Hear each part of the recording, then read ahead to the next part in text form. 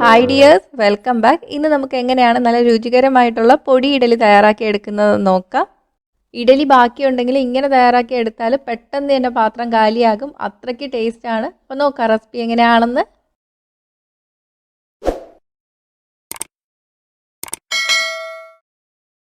ആദ്യം ഒരു ചുവട് കട്ടിയുള്ള പാൻ ചൂടാക്കി എടുക്കുക. പാൻ ചൂടായിട്ട് വരുമ്പോൾ ഇതിലോട്ട് നമുക്ക് 1 ടേബിൾ സ്പൂൺ അരി ഇട്ട് കൊടുക്കാം. ഏത് അരി വേണമെങ്കിലും എടുക്കാം. തീ മീഡിയത്തിലാണ് ഇട്ടിരിക്കുന്നത്. അരി ഒന്ന് ക്രിസ്പി ആയി വരുന്നവരെ വറുത്തെടുക്കണം. തീ കൂട്ടിയിടരുത്. 5 മിനിറ്റ് ഒക്കെ കഴിയുമ്പോൾ ഒരെണ്ണം എടുത്തിട്ട് ഒന്ന് കടിച്ച് നോക്കാം കേട്ടോ. ക്രിസ്പി ആയി വന്നിട്ടുണ്ടെങ്കിൽ അപ്പോൾ തന്നെ നമുക്ക് തീ ഓഫ് ചെയ്യാം. ഇല്ലെങ്കിൽ കുറച്ചും കൂടെ നേരം വറുത്തെടുത്താൽ മതി. അപ്പോൾ ഇത് റെഡി ആയിട്ടുണ്ട്. നമുക്ക് വേറൊരു പാത്രത്തിലോട്ട് മാറ്റാം. ഇനി ഈ പാനിലോട്ട് ഞാൻ 1 ടേബിൾ സ്പൂൺ എള്ളാണ് ചേർത്ത് കൊടുക്കുന്നത്. കറുത്ത എള്ളായിരുന്നാലും വെളുത്ത എള്ളായിരുന്നാലും കുഴപ്പമൊന്നുമില്ല. ഇപ്പോൾ എള്ളില്ലെങ്കിൽ കുഴപ്പമില്ല, അതങ്ങ് ഒഴിവാക്കാം. പക്ഷേ ചേർത്ത് കഴിഞ്ഞാൽ നല്ല ടേസ്റ്റും മണവും ഒക്കെ ആയിരിക്കും. എള്ളൊന്ന് പൊട്ടി വരുന്നവരെ വറുത്തെടുക്കണം.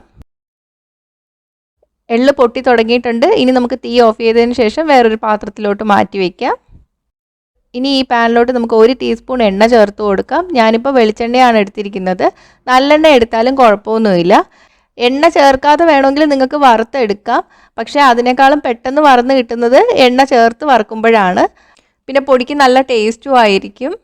എണ്ണ ചൂടായിട്ട് വരുമ്പോൾ ഇതിലോട്ട് 1/4 കപ്പ് ഉഴുന്നുപരിപ്പ് ചേർത്ത് കൊടുക്കാം. ഞാൻ എടുത്തിരിക്കുന്ന കപ്പ് 240 ml ആണ്. തീ മീഡിയത്തിലാണ് ഇട്ടിരിക്കുന്നത്. ഉഴുന്ന് ഗോൾഡൻ ബ്രൗൺ നിറം ആകുന്ന വരെ വറുത്തെടുക്കണം. ഉഴുന്ന് നന്നായിട്ട് വറുത്തെടുക്കണം. ഇല്ലെങ്കിൽ പൊടി ഉണ്ടാക്കി കഴിയുമ്പോൾ ഒരു പച്ച ടേസ്റ്റ് ആയിരിക്കും. അപ്പോൾ ഇതുപോലെ വറുത്തെടുക്കുക. ഇനി നമുക്കിതൊരു പാത്രത്തിലോട്ട് മാറ്റി വയ്ക്കാം. ഇനി ഈ പാനിലോട്ട് നമുക്ക് 1 ടീസ്പൂൺ എണ്ണ കൂടി ചേർത്ത് കൊടുക്കാം. 1/2 കപ്പ് കടലപ്പരിപ്പ് ചേർത്ത് കൊടുക്കാം. കടലപ്പരിപ്പ് ഒന്ന് ഗോൾഡൻ ബ്രൗൺ നിറമായി വരുന്നവരെ വറുത്തെടുക്കാം. അപ്പോൾ ഇത് റെഡി ആയിട്ടുണ്ട്. നമുക്ക് തീ ഓഫ് ചെയ്യാം. എന്നിട്ട് പാത്രത്തിലോട്ട് മാറ്റി വയ്ക്കാം. ഇപ്പോൾ ഈ പാനിൽ കുറച്ച് എണ്ണയുണ്ട്, അതുകൊണ്ട് ഞാൻ കൂടുതൽ എണ്ണ ചേർത്ത് കൊടുക്കണില്ല. എണ്ണ ഇല്ലെങ്കിൽ 1 ടീസ്പൂൺ എണ്ണ കൂടി ചേർത്ത് കൊടുക്കുക. ഇനി ഇതിലോട്ട് നമുക്ക് മുളക് ചേർത്തിട്ട് വറുത്തെടുക്കാം.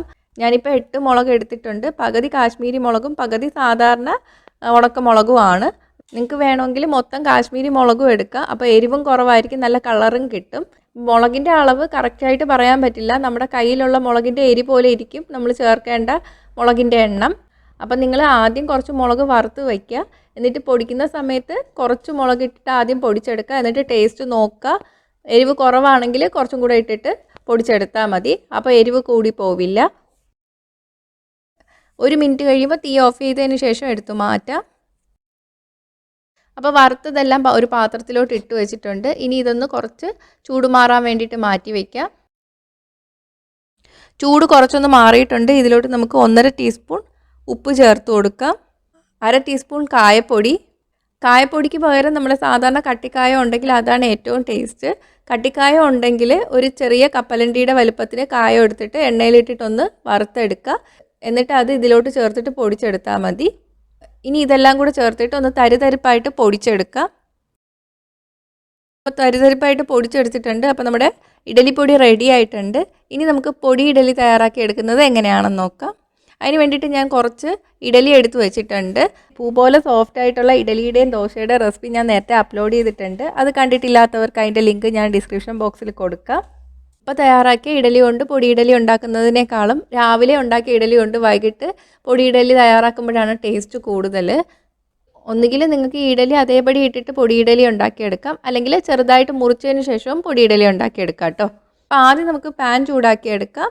ഇതിലോട്ട് ഞാൻ 1/2 ടേബിൾ സ്പൂൺ നെയ്യ് ചേർത്ത് കൊടുക്കുകയാണ്. നെയ്യിലുണ്ടാക്കി എടുക്കുമ്പോഴാണ് ടേസ്റ്റ് കൂടുതൽ. അപ്പോൾ നെയ്യ് ഇല്ലെങ്കിൽ വേണമെങ്കിൽ എണ്ണ ചേർക്കാം. നെയ്യ് ഒന്ന് ചൂടായിട്ട് വരുമ്പോഴേക്ക് നമുക്ക് ഇതിലോട്ട് 1/2 ടീസ്പൂൺ കടുക് ചേർത്ത് കൊടുക്കാം.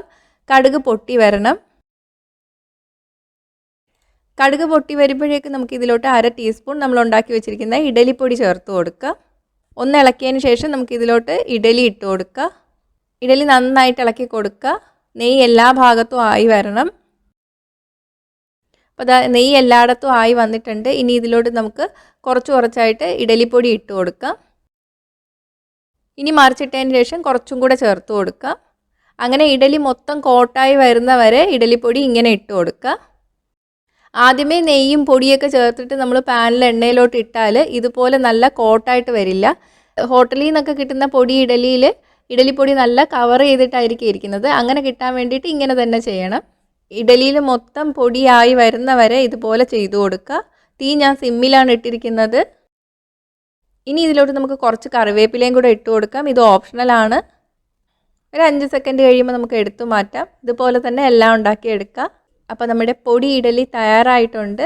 ചൂടോടെ കഴിക്കാനാണ് ടേസ്റ്റ് കൂടുതൽ. ഒന്ന് ട്രൈ ചെയ്ത് നോക്കുക.